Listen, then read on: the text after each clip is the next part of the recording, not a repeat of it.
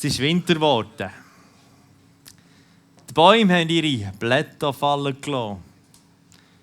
Grüne Pflanzen sind braun geworden in der riesigen Kälte. Sie sterben ab unter dem ersten Schnee. Es ist November, es ist Ende November. Die Tage sind kurz geworden, die Nächte sind dunkel und lang. Es ist die Zeit, wo uns die Natur die Vergänglichkeit vor Augen malt.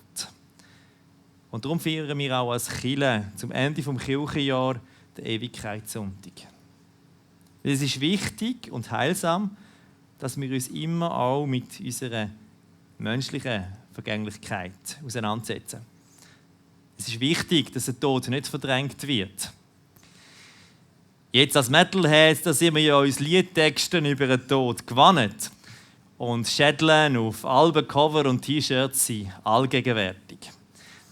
Aber ich glaube, dass es auch für uns Metaller gut ist, wenn wir heute Abend bewusst innehalten und uns Gedanken machen, was die Skulls and Bones bedeuten. Und dass sie nicht einfach nur düstere Deko-Elemente sind. Auch auf dem Abendmahlstisch steht heute ein Schädel und 2 Sanduhren. Sie sollen uns an die Vergänglichkeit erinnern. In der Kunst gibt es einen stehenden Begriff für das Motiv. Memento mori. Memento mori ist latinisch, auf Deutsch Gedenke des Sterbens. Ich mag mich erinnern, dass die Form Memento im latinischen Unterricht am Gimmer erst fast ganz am Schluss gekommen ist. Das ist eine komplizierte Form. Es ist ein Imperativ 2 von einem Verb, das es nur im Perfektstamm gibt. Etwas mega Seltenes. Aber auch wenn das eine sehr seltene grammatikalische Form ist, ist das Memento Mori unglaublich wirkmächtig und präsent bis heute. Und hey, eigentlich kommt es aus der Bibel. Im Psalm 90 da lesen wir folgende Worte, die Mose zugeschrieben werden. Lehre du uns bedenken, dass wir sterben müssen, auf dass wir weise werden. Also du ist gemeint, Herr Gott, lehre du uns bedenken, dass wir sterben müssen, auf dass wir weise werden. Angesichts unserer menschlichen Vergänglichkeit könnte man ja gut und gern einfach verzweifeln. Das ist also die erste Option, oder? Verzweifeln angesichts von dem, dass einfach wir Menschen vergehen und sterben.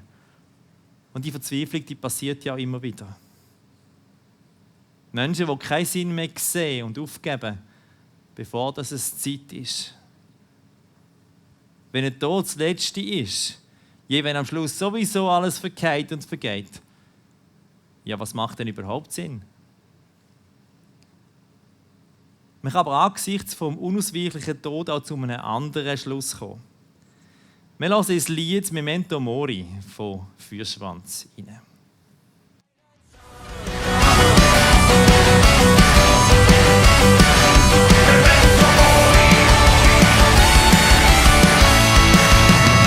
Ich hab die Pest auch gespürt, die kalte Erde berührt. Doch im Vergehen hat mich das Leben neu verführt. Ich hab geliebt und verloren, da stieg ich wieder empor. Die nackte Faust gen Himmel hab ich mir geschworen. Und darum leben wir hier, darum leben wir jetzt. Memento Mori, bis der Tod die Messer fetzt. Ja, darum leben wir hier, darum leben wir jetzt. Memento Mori, denn du nimmst nichts mit ins Grab, bis auf deinen Sarg. Ich habe den Pesthauch gespürt, die kalte Erde berührt. Doch im Vergehen hat mich das Leben neu verführt. Und darum leben wir hier, darum leben wir jetzt. Angesichts von der Unausweichlichkeit vom Tod, da kann der Schluss also auch sein, ganz im Hier und Jetzt zu leben. Also das Leben nicht auf morgen zu verschieben. Und weil ich weiss, dass es schon morgen fertig sein kann das uns auch eine erhöhte Achtsamkeit geben, Wachheit. Eine Achtsamkeit für das, was heute und jetzt gerade dran ist.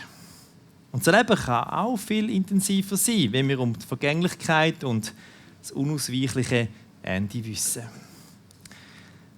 Ich war am Donnerstag an meinem Geburtstag in Zürich bei Halloween und Halloween hat auch einen Song, der etwas von dem aufnimmt. Im Lied «Best Time» da singen sie über das Leben ganz im Jetzt folgendermaßen: I will have the best time of my life. Yesterday is history, tomorrow is a mystery. Übertragen die Lyrics so: Ich werde heute die beste Zeit haben von meinem Leben, weil gestern ist Geschichte und morgen ist ein unbekanntes Rätsel. Angesichts von der Vergänglichkeit leben ganz im Jetzt. Wenn es morgen schon fertig sein könnte, ergibt sich aber noch einen konkreten Schluss, eine Schlussfolgerung. Es gibt ja das geflügelte Wort: Was du heute kannst besorgen, verschiebe nicht auf morgen. So haben meine Eltern in der Primarschulzeit etwa die mahnend mit mir geredet. Dann nämlich, wenn ich die Hausaufgaben aus dem Wochenplan erst für die letzte Abend vor der Abgabe vorgesehen habe. Natürlich ist eine gute Planung wichtig. Aber gerade weil ich sehr intuitiv denken und handeln, ist für mich die Frage entscheidend, was heute und jetzt dran ist.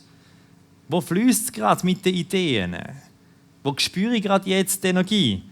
Wer steht gerade vor der Tür, vor der Nase? Dem gehe ich heute und jetzt nach. Und wenn Pflichtsachen auch morgen noch gemacht werden können, dann müssen die halt noch warten. Und so mache ich halt regelmäßig auch quasi das Hintere vor dem Vorderen. Aber unter dem Strich bin ich dafür glücklich. Die Arbeit ist meistens qualitativ hochwertig und ich bin noch gesund. Aber angesichts von der Vergänglichkeit ist eben nicht aufschieben wirklich zentral. Ich finde weniger bei der Arbeit, aber ganz zentral bei unseren Beziehungen. Der Paulus schreibt zum Beispiel im Epheserbrief: Lasst die Sonne nicht über eurem Zorn untergehen. Also, sag deinen Leuten heute, was sie dir bedeuten. Und bereinige Sachen, die zwischen dir und anderen stehen lieber heute als morgen. Verabschiede dich bewusst und wertschätzend von den Menschen. Wenn sie gehen oder wenn du gehst, weil wir müssen nie jemanden sie wieder sehen. Aber es gibt auch noch eine vierte mögliche Schlussfolgerung aus dem Memento Mori. Wenn wir vergänglich sind und am Ende, ja vielleicht sogar am Morgen, der Tod wartet, dann wir hören in den ersten Teil vom Song «Dancing in the Dark» von Beyond the Black.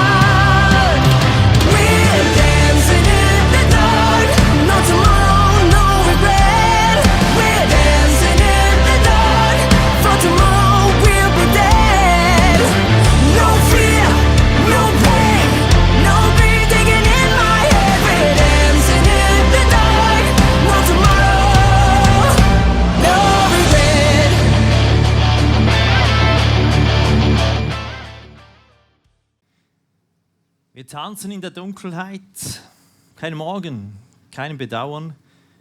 Wir tanzen in der Dunkelheit, denn morgen werden wir tot sein. Die Interpretation und Logik von Memento Mori ist also, wenn am Ende die Dunkelheit und der Tod wartet, dann müssen wir jetzt leben. Und da gibt es nur einen Schluss: Feiern und geniessen, als ob es keinen Morgen gibt. Ja, es ist gut, wenn wir heute geniessen können. Ja, es ist gut zu feiern und die Feste zu feiern, wie sie fallen. Und das Zusammensein und das Leben zu geniessen, solange wie wir das können. Aber es gibt auch eine schwierige Art vom Geniessen und Feiern. Man sagt dieser Art Hedonismus, also ein verantwortungsloses, rücksichtsloses Geniessen. Mit Scheuklappen durch die Welt laufen, nur die Optimierung der eigenen guten Gefühle als Maßstab zu haben. Den eigenen Genuss optimieren ohne Mitgefühl und Rücksicht. Mit den Bewohnern von Jerusalem, die zur Zeit von Jesaja so gelebt haben, da geht Gott hart ins Gericht. Und Katja liest uns aus dem 22. Kapitel vom Jesaja-Buch die Gerichtsworte.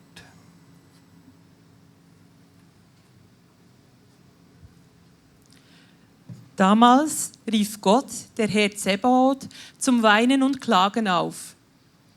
Ihr sollt euch den Kopf kahl scheren und das Trauergewand anziehen. Doch was habt ihr getan?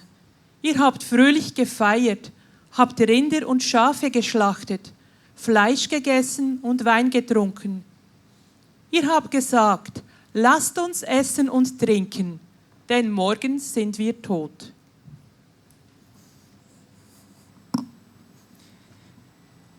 Ich könnte mir vorstellen, dass sie in die Situation hineingeredet hat, wo sie belagert war, wo die Finder im Anmarsch waren und die Reichen, die noch Geld und Food und weiss gemeint haben, dann einfach, ja, feiern wir.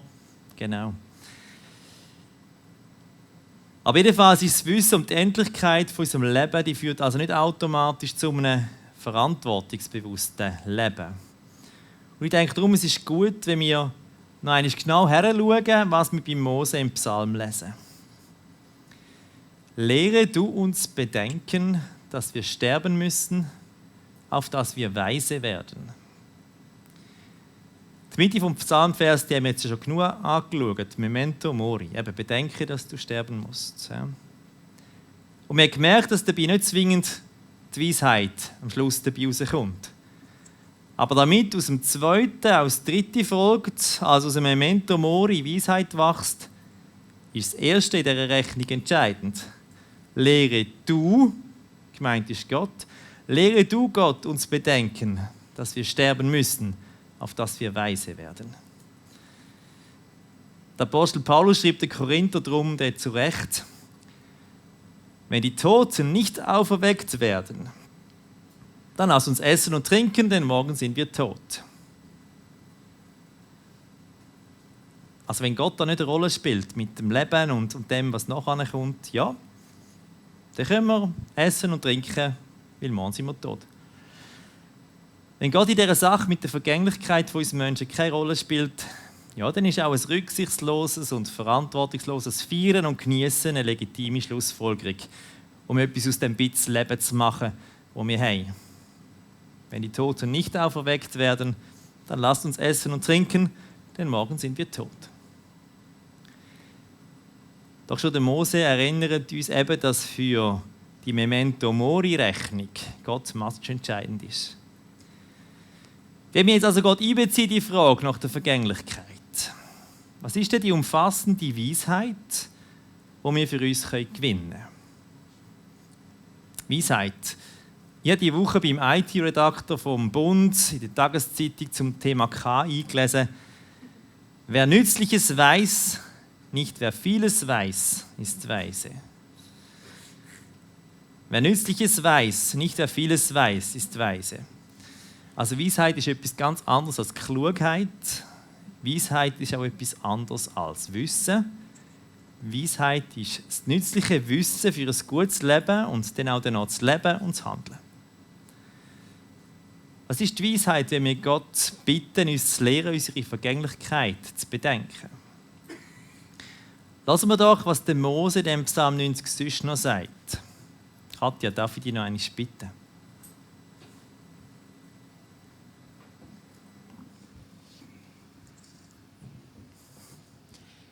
Die Berge waren noch nicht geboren, Die ganze Welt lag in Geburtswehen. Da bist du, Gott, schon da gewesen, vom ersten Anfang bis in alle Zukunft. Du bringst die Menschen zurück zum Staub. Andere rufst du ins Leben und sprichst: Kommt zur Welt, ihr Menschenkinder. Denn 1000 Jahre vergehen vor deinen Augen, als wäre es gestern gewesen. Sie gehen so schnell vorbei wie eine Nachtwache. Du reißt die Menschen aus dem Leben. Sie vergehen wie der Schlaf. Sie sind nichts weiter als Gras, das am Morgen zu wachsen beginnt. Am Morgen blüht es und wächst hoch. Am Abend wird es geschnitten und verwelkt. Lehre du uns bedenken, dass wir sterben müssen, auf dass wir weise werden. Merci. Mir dünkt, wir hören hier vom Lebensbogen. Werden und vergehen. Der Lebensbogen mit seinen verschiedenen Lebensphasen. Ich glaube, die matchentscheidende Weisheit ist darin verborgen, dass unser grosser Lebensbogen in allen Phasen vom Werden und Vergehen in Bezug auf die Beziehung mit Gott muss gelesen werden. Und der ganze Lebensbogen, das ist ganz sicher kein einfacher Weg. Aber es ist der Weg, der unserem Leben Fülle und Sinn gibt. Und zwar Fülle und Sinn mit Ewigkeitsperspektive. Für immer. Das muss ich noch ein bisschen ausdeutschen. Wir kommen auf die Welt, ohne dass wir etwas dafür können. Niemand von uns ist gefragt worden, ob er leben möchte. Es ist ein Geschenk. Ja, manchmal haben wir dann auch das Geschenk damit. Wir haben nichts in die Welt gebracht. Letztlich kommt alles, was wir haben, von Gott. Wir haben nicht einmal gewusst, wer wir sind am Anfang. Und wir waren auch 100% abhängig. Wir waren total abhängig von unseren Eltern, mal ganz praktisch. Und dann nach dies nach haben wir gelernt, auf eigenen Beinen zu stehen. Und wir haben das Bewusstsein für uns selber entwickelt. Ja, wir haben auch Selbstbewusstsein entwickelt. Hoffentlich auch, wenn unsere Eltern und andere uns Vertrauen vermittelt haben. Und im Laufe des Lebens dürfen wir irgendwie mehr entdecken, entwickeln und entfalten, was in uns angelegt ist. Und wir dürfen unabhängig etwas aufbauen in dieser Welt. Auf eigenen Beinen stehen und für andere auch eine Stütze werden. Und dann kommt der Teil, der in unserer Zeit der schwierigste ist. Je näher dass es gegen das Ende geht, desto mehr müssen wir lernen, wieder abhängig zu werden. Wir haben vieles nicht mehr im Griff. Unser Radius in der Kindheit und im Erwachsenenalter immer grösser geworden ist, wird unser Radius in der vorletzten und letzten Lebensphase immer wie kleiner. Es gibt heute viele Menschen, die finden, nein, das ist kein Leben mehr. Das will ich nicht, wieder abhängig sein. Und darum planen sie, solange sie noch genug Herr im eigenen Haus sind, das Leben aus eigener Entscheidung zu beenden. Ich kann das nachvollziehen. Leiden ist nie lustig, im Gegenteil. Es kann so hart sein. Und ja, die eigene Souveränität und Selbstwirksamkeit, die wir im Verlauf des Lebens gewinnen, dann vielleicht in vollem Bewusstsein wieder loslassen müssen, ich stelle mir das unglaublich schwer vor. Doch ich habe ein grosses Aber.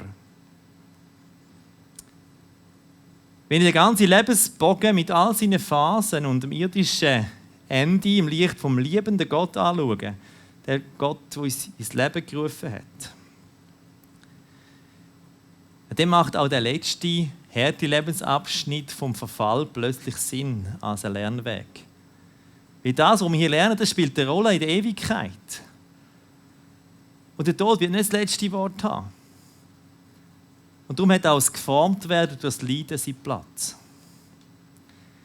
Über allem gilt ganz grundsätzlich fürs Leben, Gott möchte, dass wir uns ihm aus freien Stücken vertrauensvoll anvertrauen. Gott will keine Marionette. Und wie zeigt sich das im Lebensbogen? Am Anfang des Lebens sind wir ungefragt abhängig. Wir haben alles, was wir haben, das haben wir letztlich von Gott. Und ohne unsere Mitmenschen da können wir keinen Schritt tun. Aber im Verlauf des Lebens lernen wir auf eigenen Füßen stehen. Wir lernen uns ganz eigen zu werden und zu entwickeln. Eigenständig und auch unabhängig. Das Ziel des Lebens ist aber letztlich nicht Eigenständigkeit und Unabhängigkeit, sondern freiwillige, gegenseitige Fürsorge und Abhängigkeit. Was ist gegenseitige Fürsorge und Abhängigkeit? Beziehung, Liebe, echte Beziehung miteinander, mit Gott und den Mitmenschen. Gegenseitige, freiwillige Fürsorge und freiwillige, gegenseitige Abhängigkeit. Das ist das Ziel des Lebens. Und darum ist das die Weisheit vom Memento Mori aus dem Psalm 90.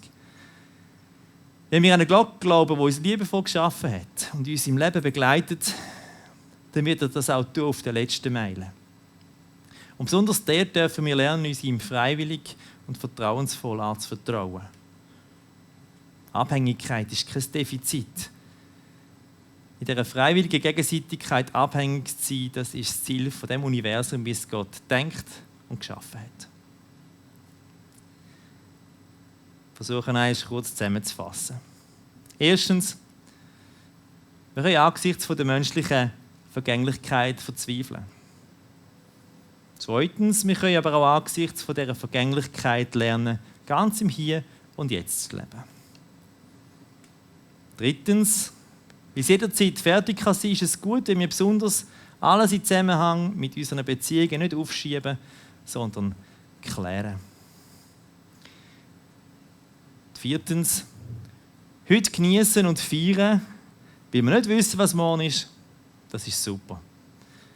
Doch was braucht es, dass nicht ein rücksichtsloses Lass uns essen und trinken, denn morgen sind wieder tot daraus wird?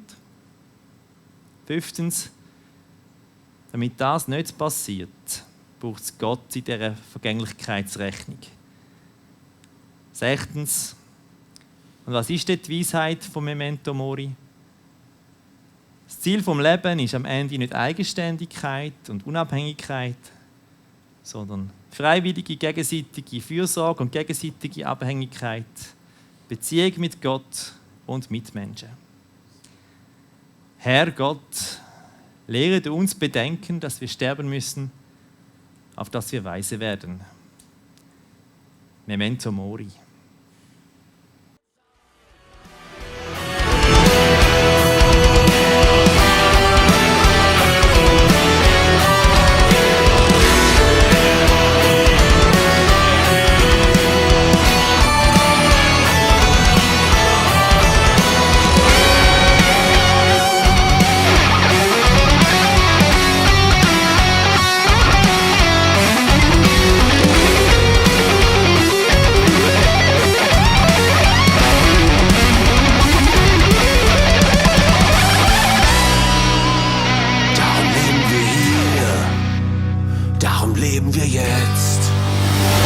Memento Mori, bis der Tod die Messer fest. Genau leben wir hier, darum leben wir jetzt. Memento Mori, denn du nimmst nichts mit ins Grab, bis auf deinen Sarg. Memento Mori, bis der Tod die Messer fest. Genau leben wir hier, darum leben wir jetzt. Memento Mori, denn du nimmst nichts mit ins Grab, bis auf deinen Sarg.